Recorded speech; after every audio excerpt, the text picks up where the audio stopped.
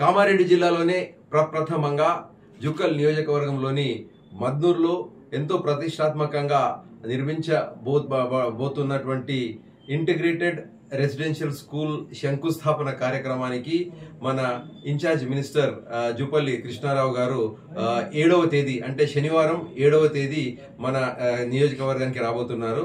అయితే జూపల్లి కృష్ణారావు గారు integrated residential school శంకుస్థాపనే కాకుండా ఇతర కార్యక్రమాలలో పాల్గొనబోతున్నారు. వారి పర్యటన నిజాం సాగర్ ప్రాజెక్టు నుండి ప్రారంభం కాబోతున్నది.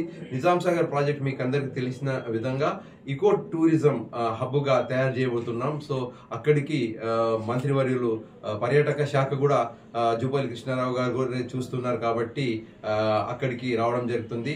ఆ తర్వాత మన రామేశ్వరం గుట్ట, చిన్న కొడగల్ రామేశ్వరం గుట్ట దేవాలయాన్ని సందర్శించుకొని ఆ తర్వాత కౌలాస్ ఫోటోను సందర్శించనున్నారు. దాని తర్వాత మద్నూర్కి వచ్చి ఇంటిగ్రేటెడ్ రెసిడెన్షియల్ స్కూల్ శంకుస్థాపన తన కరకమలములో చేసి ఆ తర్వాత నూతనంగా ఏర్పడినటువంటి ఏఎంసి కార్యవర్గానికి మన స్వేరింగ్ ఇన్ సెరమనీ అంటే మన ఓత్ టేకింగ్ కి మంత్రివర్యులు రాబోతున్నారు.